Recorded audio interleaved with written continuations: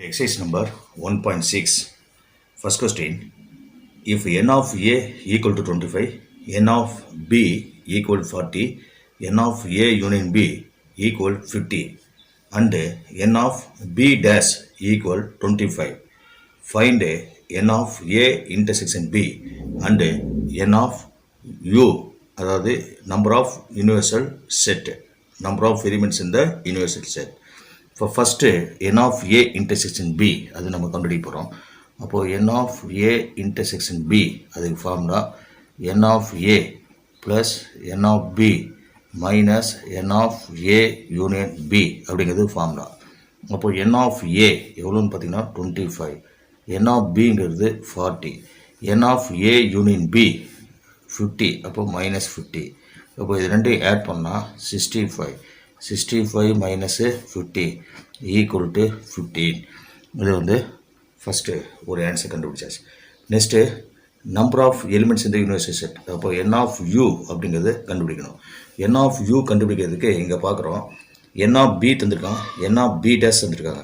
அப்போ n of b-யும் n of b டேஷையும் ஆட் பண்ணால் அது யூனிவர்சலுக்கு ஈக்குவல். அப்போது n of b plus n of b dash இது ரெண்டையும் நம்ம ஆட் பண்ண போகிறோம். n of bங்கிறது 40, அப்போ 40 ப்ளஸ் 25 ஈக்குவல் டு 65. இப்போ இதில் second division. If n of a equal 300, n of a union b equal to 500, n of a intersection b equal to 50 அப்படின்னு தெரிஞ்சிருக்காங்க. இப்போ என்ன and n of b dash equal to 350. Find n of b and n of universal. இதை வந்து கொஸ்டினில் கேட்டிருக்காங்க. n of b கண்டுபிடிக்கணும், n of universal வந்து நம்ம கண்டுபிடிக்க போகிறோம். இப்போது இதில் பார்த்தீங்கன்னா n of a union b, n of a union b formula என்னென்னு பார்த்தீங்கன்னா n of a union b equal to formula n of a plus n of b minus n of a intersection b அப்படிங்கிறது formula. இப்போ n of a union b இங்கே எவ்வளோ தந்திருக்காங்கன்னா 500 அப்படின்னு சொல்லி இங்கே தந்திருக்காங்க. அப்போ இந்த இடத்துல 500 எழுதிக்கலாம். n of a வந்து 300, n of b தெரியாது, அது அப்படியே வச்சுக்கலாம். Minus n of a intersection b அது வந்து 50. இப்போது இதில் பார்த்தீங்கன்னா 300லேருந்து 50 மைனஸ் பண்ணோம்னா 250. அப்போது 500 equal 250 plus n of b அப்படின்னு கிடைக்கும். அப்போ இந்த 250 லெஃப்ட் சைடில் கொண்டு வந்துடலாம். இப்போ மைனஸ் 250 ஆயிரும். இப்போ 500 minus 250 equal to the n of b. இப்போ 500லேருந்து 250 மைனஸ் பண்ணிட்டோம்னா 250 கிடைக்கும். அப்போ 250ங்கிறது n of b. இப்போ n of b வேல்யூ நம்ம கண்டுபிடிச்சிட்டோம். அடுத்து என்ன கேட்டிருக்கான், n of யூனிவர்சல் அப்படிங்கிறது கேட்டிருக்காங்க. அப்போது n of யூனிவர்சல் கண்டுபிடிக்கிறதுக்கு n of b தெரியும், n of b டேஸ் தெரியும். அப்போ ரெண்டையும் ஆட் பண்ணால் அது நமக்கு யூனிவர்சல். அப்போது இந்த இடத்துல n of b plus n of b days அப்படின்னு போடும்போது யூனிவர்சல் கிடச்சிடும். n of b உடைய வேல்யூ பார்த்தீங்கன்னா 250. அடுத்து n of b டேஸ் அவங்க தந்திருக்காங்க 350 அப்படின்னு. அப்போ ரெண்டையும் நம்ம ஆட் பண்ணுறோம். ஆட் பண்ணும்போது நமக்கு 600 அப்படின்னு சொல்லி நமக்கு வேல்யூ கிடைக்கும். செகண்ட் கொஸ்டின் பார்த்தீங்கன்னா universal equal to x x that x member of the natural number. Member of natural number அப்படின்னா நேச்சுரல் நம்பர் ஸ்டார்டிங் ஃப்ரம் 1. அப்போது x less than or equal to 10 அப்படின்னு சொல்லியிருக்காங்க. அப்போது நேச்சுரல் நம்பர்லாம் 1ல் ஸ்டார்ட் ஆகும். அப்போது 1லேருந்து லெஸ் தென் ஆர் ஈக்குவல் வரதுனால 10 வரைக்கும் எடுத்துக்கோங்க, 1 to 10. அப்போ யூனிவர்சலுங்கிறது 1 to 10. அப்போது யூனிவர்சல் வேல்யூ என்னென்னு பார்த்தீங்கன்னா 1 2 3 4 5 6 7 8 9 10. இதான் யூனிவர்சல் வேல்யூ. இப்போது லெஃப்ட் ஹேண்ட் சைடு எடுத்துக்கலாம். இந்த லெஃப்ட் ஹேண்ட் சைடு பார்க்கும்போது ஏ யூனியன் பி முதல் கண்டுபிடிக்கிறோம். இப்போ ஏ யூனியன் பி. அப்போது ஏ செட்டு முதல் எழுதுவோம் 2 3 4 8 10 யூனியன் பி செட்டு 1 2 5 8 10. அப்போது ரெண்டையும் யூனியன் பண்ணும்போது நமக்கு ஃபஸ்ட்டு செட் அப்படியே எழுதிடுவோம் 2 3 4 8 10. இது கூட செகண்ட் செட்டை வந்து நம்ம ஜாயின் பண்ண போகிறோம். ஜாயின் பண்ணும்போது 1 ஜாயின் பண்ணிட்டோம், 2ங்கிறது ஏற்கனவே இருக்குது, தேவையில்லை. 5ங்கிறது இங்கே இல்லை, அதனால் 5 எடுத்துக்கலாம். 8 இங்கே ஏற்கனவே வந்துச்சு, 10 இங்கே ஏற்கனவே வந்துடுச்சு. அப்போ ஏ யூனிட் பி கண்டுபிடிச்சாச்சு. இப்போது கொஸ்டினில் என்ன இருக்குது, லெஃப்ட் ஹேண்ட் சைடில் என் ஆஃப் ஏ யூனியன் பி. அப்போது n of A union B, அப்போ என் ஆஃப் ஏ யூனியன் பின்னா நம்பர் ஆஃப் எலிமெண்ட்ஸ் இந்த ஏ யூனியன் பின்னு அர்த்தம். இது கவுண்ட் பண்ணி பார்க்க, எலிமெண்ட்டை கவுண்ட் பண்ணுவோம். 1 2 3 4 5 6 7. அப்போது இந்த இடத்துல 7 எலிமெண்ட்ஸ் இருக்குது. அடுத்தது ரைட் ஹேண்ட் சைடு எடுத்துக்கலாம். இப்போ ரைட் ஹேண்ட் சைடில் பார்த்தீங்கன்னா என் ஆஃப் ஏ, அடுத்தது என் ஆஃப் பி, அடுத்தது n of A intersection B, இந்த மூணுமே இருக்குது. ஃபஸ்ட்டு என் ஆஃப் ஏ பார்ப்போம். என் ஆஃப் ஏங்கும்போது ஏ செட்டில் எத்தனை எலிமெண்ட் இருக்கோ அதான் என் ஆஃப் ஏ. இதை கவுண்ட் பண்ணி பார்ப்போம். ஏல எத்தனை எலிமெண்ட் இருக்குது, 1 2 3 4 5. அப்போ என் ஆஃப் ஏங்கிறது 5. அடுத்தது n of B, B settle எத்தனை எலிமெண்ட் இருக்குன்னு பார்த்தோம்னா 1 2 3 4 5. அதுலேயே நமக்கு 5 தான் வருது. அடுத்தது இதில் பார்க்க ரைட் ஹேண்ட் சைடில் ஏ இன்டர்செக்ஷன் பின்னு இருக்குது. அப்போ ஏ இன்டர்செக்ஷன் பி வந்து நம்ம கண்டுபிடிக்க போகிறோம். அப்போ ஏ செட்டு 2 3 4 2 3 4, அது 8 10 இன்டர்செக்ஷன் 1 2 5 8 10. இப்போ இன்டர்செக்ஷன்னா காமன், ரெண்டுலேயும் வரணும், ரெண்டுலேயும் இருக்கக்கூடிய எலிமெண்ட். அப்போ 2ங்கிறது ரெண்டுலேயும் இருக்குது. அடுத்தது இந்த இடத்துல பார்த்தோன்னா 8 ரெண்டுலேயுமே இருக்குது, 10ங்கிறது ரெண்டுலேயும் இருக்குது. அப்போது 2 8 10. அப்போது ஏ இன்டர்செக்ஷன் பி ஈக்குவல் 2 8 10. அப்போது டோட்டலாக அதில் எத்தனை எலிமெண்ட் இருக்குது, 3 எலிமெண்ட்ஸ் இருக்குது. அப்போது n of A intersection B, n of A intersection B equal to 3. இப்போது கொஸ்டினில் ரைட் ஹேண்ட் சைடில் நம்ம இருக்கக்கூடிய அந்த ஈக்குவேஷன் எழுதுகிறேன். அது n of A plus n of B minus n of A intersection B. இதில் வேல்யூ அப்ளை பண்ணுறோம். என் ஆஃப் ஏக்கு 5, அப்போ n of B 5, n of A intersection B 3. அப்போ இது ரெண்டு ஆட் பண்ணால் 10. அப்போது 10 மைனஸ் 3 ஈக்குவல் டு 7. அப்போது ரைட் ஹேண்ட் சைடில் ரிசல்ட் என்னது 7, லெஃப்ட் ஹேண்ட் சைடில் ரிசல்ட் என்னது 7. அப்போது அவங்க தந்திருக்க அந்த formula left hand side equal to right hand side ரெண்டுமே நமக்கு ஈக்குவலாக வருதுங்கிறத ப்ரூவ் பண்ணியாச்சு. இப்போ தேர்ட் கொஸ்டின் பார்த்தீங்கன்னா verify n of A union B union C equal n of A plus n of B plus n of C minus n of A intersection B minus n of B intersection C minus n of C intersection A plus n of A intersection B intersection C the following sets அப்படிங்கிற ஒரு set தந்திருக்காங்க. இப்போ இதில் நம்ம வந்து இதை ஃபார்முலாவை verify பண்ணி காட்ட போகிறோம். சரி, இப்போ பார்க்கலாம். ஃபஸ்ட்டு இதில் என் ஆஃப் ஏ அப்படிங்கிறத கண்டுபிடிப்போம். அப்போது என் ஆஃப் ஏ அப்படின்னா ஏ செட்டில் எத்தனை எலிமெண்ட் இருக்கோ அதான் என் ஆஃப் ஏ. அப்போ இதில் 5 எலிமெண்ட்ஸ் இருக்குது. அப்போது n of A equal to 5. அப்போது என் ஆஃப் பி எவ்வளோன்னு பார்க்குறோம், 4 எலிமெண்ட்ஸ் இருக்குது. அப்போது 4. அப்போது என் ஆஃப் சி பார்த்தோம்னா 4 எலிமெண்ட்ஸ் இருக்குது, 4 அப்படின்னு போட்டாச்சு.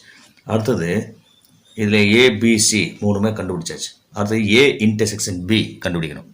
ஏ இன்டர்செக்ஷன் பி, அப்போது ஏ இன்டர்செக்ஷன் பி, அப்போ ஏ செட்டு ஏசிஇ எஃப்ஹெச், அப்போ இன்டர்செக்ஷன் சிடிஇ எஃப். இப்போது இன்டர்செக்ஷனை காமன் அப்படின்னு அர்த்தம், ரெண்டுலேயும் வரக்கூடியது சிசிஇஇ எஃப். அப்போ சிஇஎஃப் சிஇஎஃப் இந்த 3 எலிமெண்ட்ஸ் இதில் வருது. அப்போது the n of A intersection B equal to 3. அப்போ A intersection B, n of A intersection B 3. அடுத்தது ஃபார்முலாவில் என்ன இருக்குன்னா பி இன்டர்செக்ஷன் சி. அப்போது பி இன்டர்செக்ஷன் சி கண்டுபிடிக்க போகிறோம். அப்போது B set CDEF intersection C set ABCF. இப்போது இது ரெண்டு காமன் பார்த்தோம்னா சி. அடுத்தது எஃப். இப்போ சிஎஃப்ங்கிறது காமனாக இருக்குது. அப்போது சிஎஃப். அப்போது n of B intersection C 2 elements இருக்கனால n of B intersection C equal to 2 அப்படின்னு சொல்லி எழுதியாச்சு. அடுத்தது சி இன்டர்செக்ஷன் ஏ. அப்போது சி இன்டர்செக்ஷன் ஏ அப்படிங்கிறது கண்டுபிடிக்கிறோம். இப்போ சி செட்டை எழுதுகிறோம். C set ABCF intersection ACEFH. இல்லை காமன் பார்த்தோம்னா ஏ இருக்குது, சி இருக்குது, ஏசி, ஏசி, அப்போ ஒரு எஃப் இருக்குது, ஏசிஎஃப்னு இருக்குது. அப்போ காமன் ஏசிஎஃப், அப்போ காமன் எலிமெண்ட்ஸ். அப்போ எத்தனை எலிமெண்ட் இதில் இருக்குது அப்படின்னு பார்த்தா 3 எலிமெண்ட்ஸ் இருக்குது. அப்போ n of C intersection A equal to 3 அப்படின்னு சொல்லி எழுதிடும். இப்போ லாஸ்ட்டாக என்ன கண்டுபிடிக்கணும்? N of A intersection B intersection C, அதுதான் நம்ம கண்டுபிடிக்க போகிறோம். அப்போது A intersection B intersection C இதாக கண்டுபிடிக்க போகிறோம். அப்போது ஏபிசி மூணுலேயுமே காமனாக இருக்குது என்ன அப்படிங்கிறது பார்க்க போகிறோம். இப்போ முதல் ஏ எழுதுகிறேன். ஏங்கிறது ஏசிஇஎஃப்ஹெச் இன்டர்செக்ஷன் பிங்கிறது சிடிஇஎஃப் இன்டர்செக்ஷன் சிங்கிறது ஏபிசிஎஃப். இதை நம்ம எடுத்துக்கலாம். இப்போது இதில் மூணுலேயுமே காமன் என்ன இருக்குதுன்னு பார்ப்போம். மூணுலேயுமே வருது. மூணுலேயுமே வரக்கூடியது என்னென்னு பார்த்தீங்கன்னா, இதில் சி அப்படிங்கிறது பார்த்தீங்கன்னா சி இதிலே இருக்குது, இதிலே இருக்குது, இதிலே இருக்குது. அப்போது இந்த இடத்துல சிங்கிற லெட்டர் வந்து காமன். அடுத்தது வேறு என்ன? எஃப் இருக்குது, இதில் எஃப் இருக்குது, இதில் எஃப் இருக்குது. அப்போது எஃப், அப்போ எஃப்பு எஃப் எஃப், அப்போ எஃப்ங்கிறது மூணுலேயுமே காமனாக வருது. அப்போ இதில் டோட்டலாக எத்தனை லெட்டர்ஸ் இருக்குதுன்னு பார்த்தீங்கன்னா 2 லெட்டர்ஸ் இதில் இருக்குது. அப்போ இந்த இடத்துல n of A intersection B intersection C equal to நமக்கு என்ன வருது? இந்த இடத்துல 2 அப்படின்னு வருது. ஈக்குவல் டு 2 அப்படின்னு கிடைக்குது. சரி, இப்போது A union B union C அது ஒன்று கண்டுபிடிக்காமல் இருக்கும், அதையும் கண்டுபிடிச்சிடலாம். அப்போது A union B union C இது ஒன்று கண்டுபிடிக்க போகிறோம். அப்போ ஏ செட்டு ஏசிஇஎஃப்ஹெச்,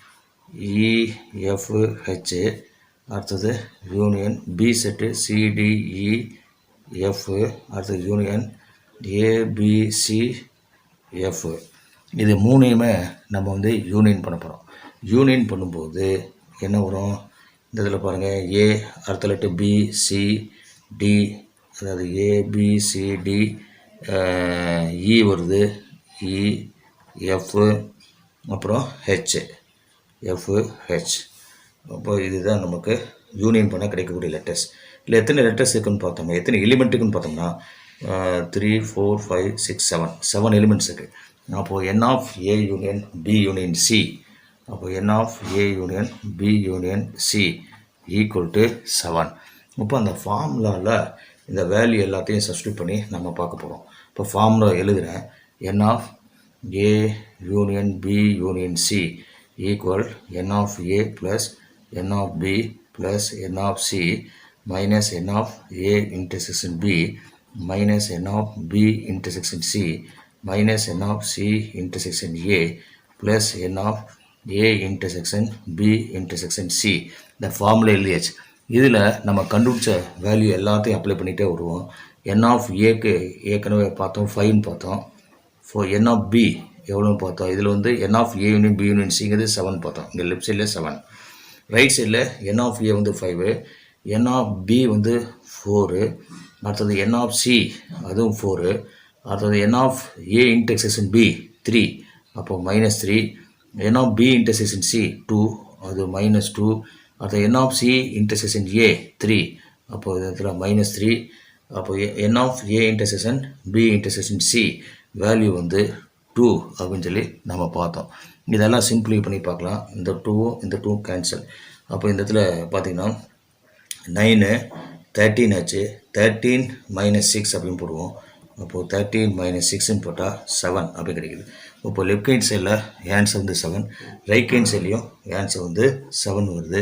அப்போது left hand side equal to right hand side. அப்போது left hand side equal the right hand side.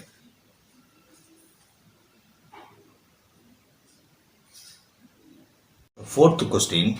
In a class, all students take part in either music or drama or both.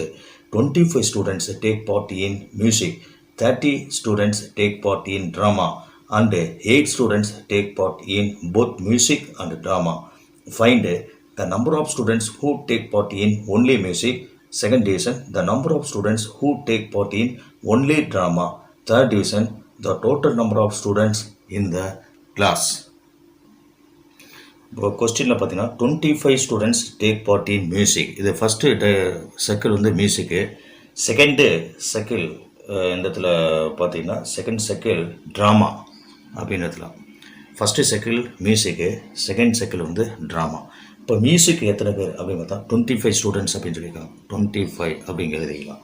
அடுத்தது drama எவ்வளோன்னு பார்த்தா 30 students. அப்போது 30 students வந்து take part in drama.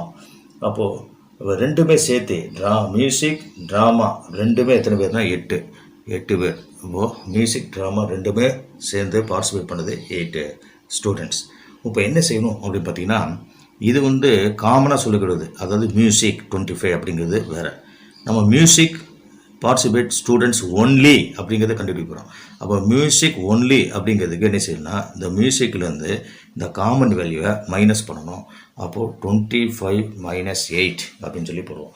25 minus 8ன்னு போட்டால் நமக்கு இந்த இடத்துல 17 கிடைக்கும். இது நமக்கு ஒரு வேல்யூ.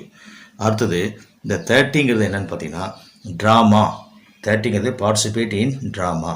அப்போ ட்ராமா ஒன்லி அப்படிங்கிறது கண்டுபிடிக்கணும். அது ட்ராமா ஒன்லிங்கிற பிளேஸ் இது. அப்போ இந்த இடத்துல 30 மைனஸ் காமன் வேல்யூ 8 மைனஸ் பண்ணுறோம். மைனஸ் பண்ணால் நமக்கு இந்த இடத்துல 22 அப்படின்னு சொல்லி கிடைக்கும். இது ஒரு வேல்யூ. இந்த காமன் வேல்யூ 1. இது மூணுமே வச்சுக்கலாம். இப்போ இது மியூசிக் ஒன்லிங்கிறது இது வந்து ட்ராமா ஒன்லி. இது மூணுமே ஆட் பண்ணோம்னா அதான் total number of the strength, total strength of the students. இப்போ பார்த்தீங்கன்னா மியூசிக் ஒன்லி அப்படிங்கிறது முதல் பார்ப்போம். ஃபஸ்ட்டு வந்து கேட்டிருக்கிறது மியூசிக் ஒன்லி. மியூசிக் ஒன்லிங்கிறது இங்கே 17 அப்படின்னு கண்டுபிடிச்சாச்சு. அதை எடுத்து எழுதுனா போதும். அடுத்தது second one drama only. Drama ஒன்லிங்கிறது கண்டுபிடிச்சோம் 22 அப்படின்னு கண்டுபிடிச்சாச்சு. அப்போது டோட்டல் வந்து கண்டுபிடிக்க போகிறோம். அப்போது டோட்டல் ஸ்டூடெண்ட்ஸும் போது எவ்வளோ வருதுங்க, இந்த ரவுண்ட் பண்ணது எல்லாத்தையும் மூணுமே ஆட் பண்ணிக்கோங்க. 17 + 8 + 22 அப்படின்னு போடுவோம். இப்போ எல்லாத்தையும் ஆட் பண்ணோம்னா நமக்கு 47 அப்படின்னு சொல்லி வேல்யூ கிடைக்குது. அப்போ இந்த இடத்துல 47.